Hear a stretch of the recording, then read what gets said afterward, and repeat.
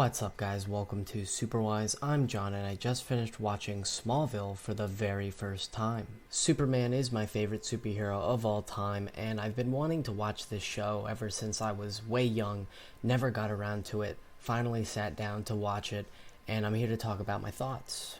Overall, I enjoyed the show. There are many flaws with it, though. It is definitely not great, but I think it's good. I enjoyed it. The show, first and foremost, understands the character of Clark Kent and Superman. I think in that sense, it's a great adaptation for the character. It does the character justice. Tom Welling is now my second favorite Superman of all time.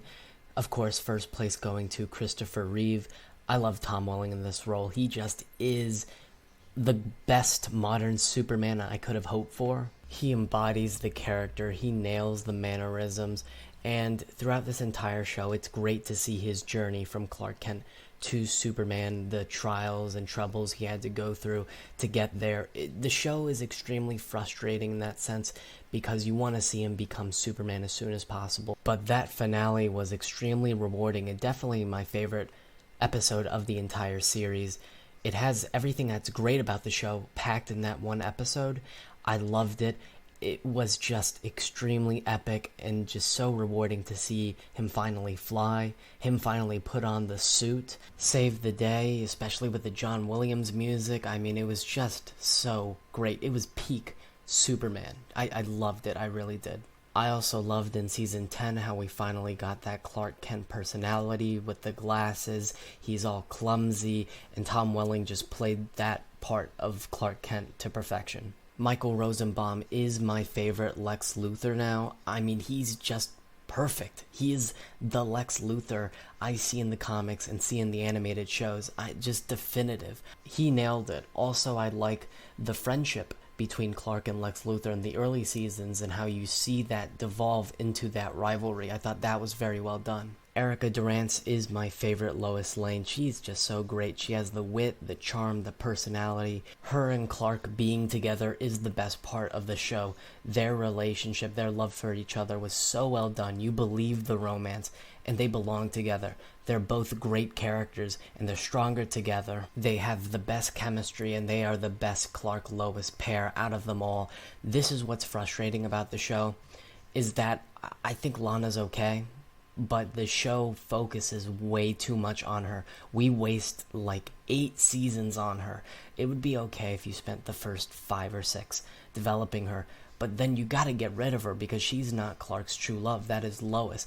The show had a real Lana problem where in Season 7, Clark and Lois were bonding. They were about to kiss, and then Lana enters the show, and it halts their dynamic, their relationship. It was terrible. I was so pissed because I love Clark and Lois together. They're such a great couple, and while I found the ending satisfying, I can't help but think that if Lana was written out of the show earlier, how much more development and character interaction we could have gotten between Clark and Lois. More great moments between them. I love them together. So that's my biggest problem with the show. It's Lana. Also, the plots of the episodes, a lot of them are just dumb. They're really, really stupid, and I couldn't stand them. But I semi-give it slack because if you think that the episodes are trying to take homage from the earlier comics where they are that stupid, where they are that dumb, where they get into dumb scenarios, I can somewhat forgive it, but it was a struggle, guys. It really was. Like, there was literally an episode where it was just the Matrix and Chloe was like Trinity or whatever, and she could do martial arts. It was cringe as hell. And also the earlier seasons, how they would take a trope and just spin it on its head. Oh, fat girl turns into skinny girl. Ugly girl turns into pretty girl. Grandpa turns into young man. Like, it was just so stupid. But there are also a lot of episodes with fun and charm, and I enjoyed watching a lot of them. Everything with Lois and Clark is great. I love those episodes. I love the cabin episode. I love the casino episode where everyone is bonding and you truly think that they are a family. I love the friendships, and even if the episodes are stupid, they have good character development where you get to know more about these characters and care about them.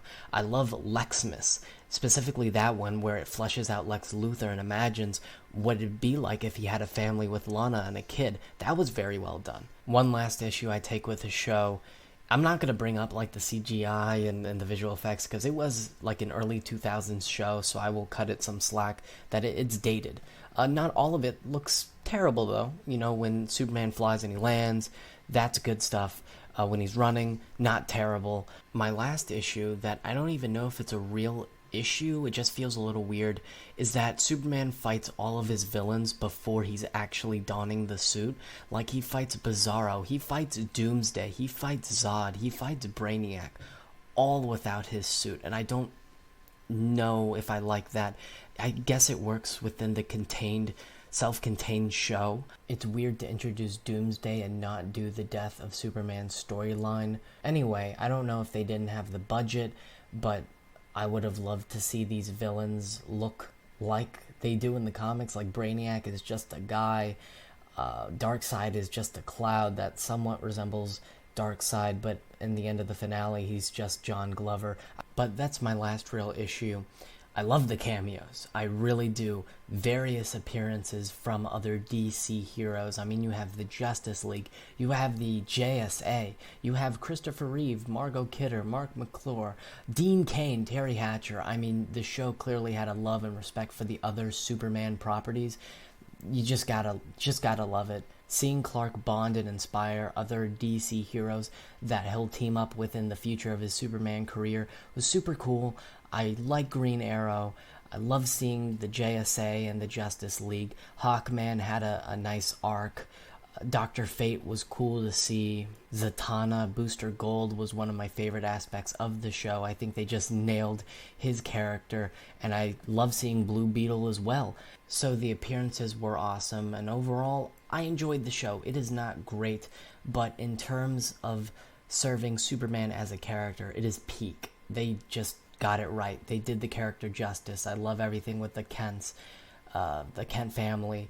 It was done well. The show respects and loves Superman, and now I have a second favorite Superman and Tom Welling, my favorite Lois Lane, my favorite Lex Luthor. Bottom line, the show is fun and it has charm, and overall, I enjoyed it. And seeing this show in its entirety gave obviously a whole new meaning to Crisis on Infinite Earths with Tom Welling's appearance, and you know, he settled down, he had a family, and he's living happy. That's awesome to see that character development. This show is definitely way better than pretty much all of the current Arrowverse shows. I watched this show out of curiosity, but also because there's an upcoming Smallville animated series that's going to take place after season 10, so that's exciting. You know, Tom Welling's going to come back to voice his character, Erica Durance, Michael Rosenbaum. I mean, I'm hyped. I'm really excited to see Superman be Superman in this animated series. I would have loved to see it as live action, but the show had a good ending, and I can't wait to see it continued in the animated series. I know there are season 11 comic books. I wonder if the animated series is going to take inspiration from that, but regardless, I'm going to read them because I'm excited to see his adventures as Superman. If the rumors of a DCEU Crisis movie are true, hell yeah, bring back Tom Welling. I definitely want to see him in live action, in the suit, interacting with other Supermen and Batmen. That'd be like Spider-Man No Way Home, but for DC. If that's true, I definitely want to see him return. I know Crisis, established that he lost his powers, but really, this show has so many plot holes that you can easily write in, oh, he got his powers back. I would love to see that, hope to see that. Overall, I enjoyed the show. Tell me in the comments down below, what do you think about Smallville? And are you excited for the upcoming animated series? Tell me in the comments down below. Please remember to like, share, comment, and subscribe. That'll be all for me. Remember my catchphrase, guys. Stay Superwise.